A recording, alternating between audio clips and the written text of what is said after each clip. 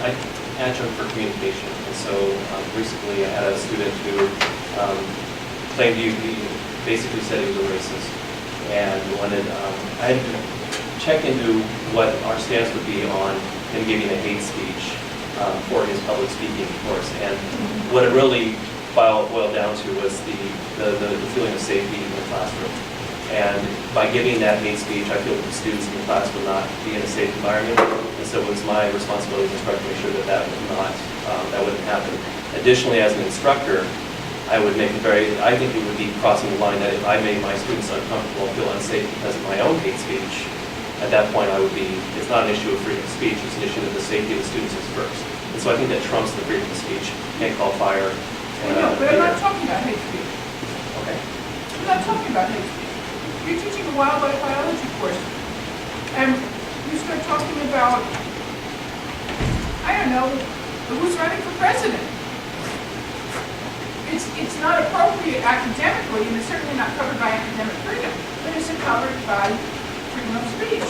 Well, in the freedom of speech laws always have this time, place, and manner restriction. So there's an appropriate, your speech can be constrained time, place, and manner, and like you can't yell fire in a crowded theater, and that's part of that time, place, and manner. So I suspect that in a wildlife biology class, that would be part of that law, that time, place, and manner. Kind of related to this, freedom of speech has generally been ruled to give the right to say something, but not necessarily that you have the right to have an audience or the right to have it necessarily heard.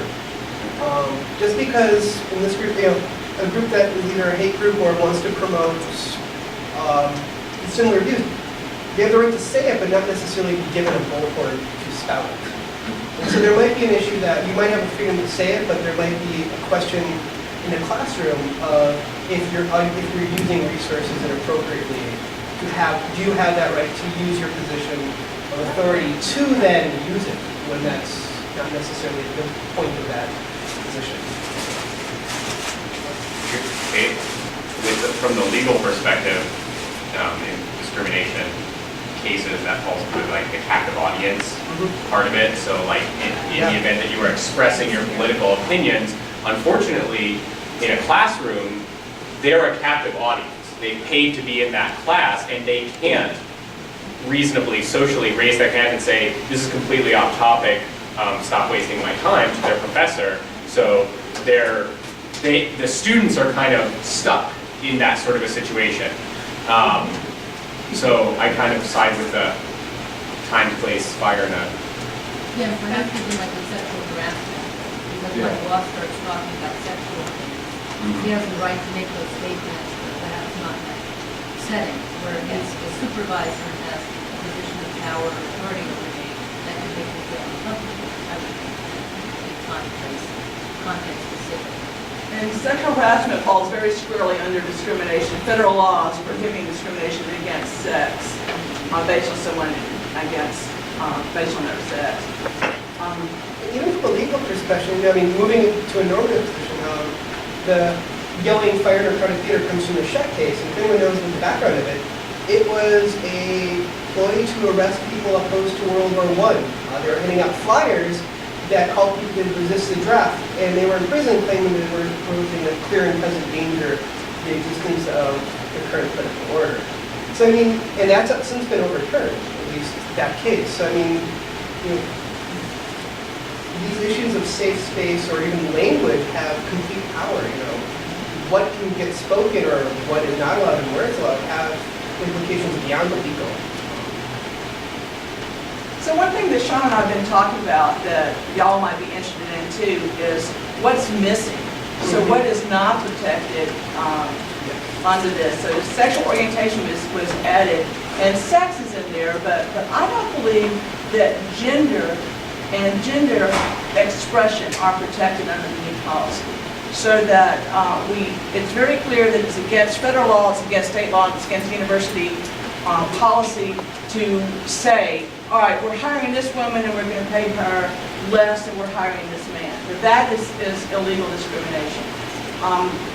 But I understand the policy, it would be perfectly legal for the employer to say, we're not going to hire this person to be a faculty member because she cuts her hair too short and she looks a bit butch.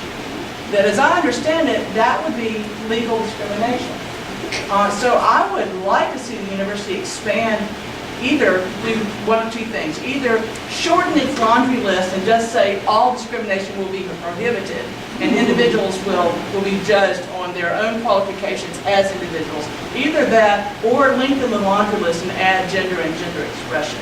And this is what other universities have done. UAF is a bit behind the times. UA is a bit behind the times in even adding sexual orientation.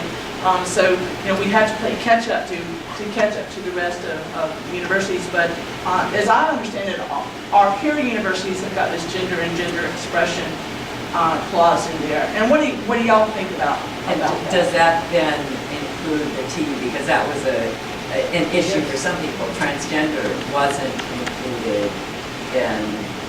So as I understand it, the policy now, there's nothing to forbid the employer or the university from discriminating against a student based on their perceived trans status, either transsexual, transgender, or the T. So we talk about it being LGBT issue, but in fact, as I understand this policy, the T's have been left out. And this would, gender expression would certainly add the T. I mean, it would cover all of us, whether we are a T or whether we might look like one. Right. So talk about your university, your union, your graduate union. And at Oregon, the graduate union actually, we were actually a relatively democratic union.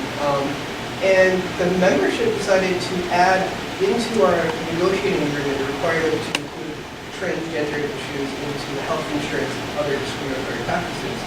And we were even openly said that we're willing to have, give up things in order to include it. Because the University of Oregon did not currently include a discrimination program against trans or trans-identified folks. And so, but it was a controversial debate. I mean, it was not clear cut. It was like 55-45 kind of split. Whether it was worth fighting that fight. What do you think if they would have gone for gender expression instead? Would that have? I think the issue was still the same. There were 3 folks in the union who identified as trans who openly brought up some of these issues, and understandably they were spearheading the push to include it. But there was definitely hostility and opposition, both pragmatically and also ideologically. Jane and then Carol? Any of our peer institutions have just a blanket statement of prohibiting discrimination without,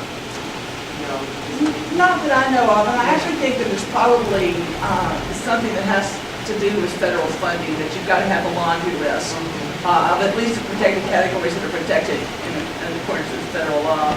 But, UA could certainly do something like put this first sentence, decisions affecting individuals shall be based on their qualifications, abilities, and performance first, and then have the laundry list. So this would include, at a minimum, and list all these other categories. Yeah. Because I think actually the laundry list helps with awareness.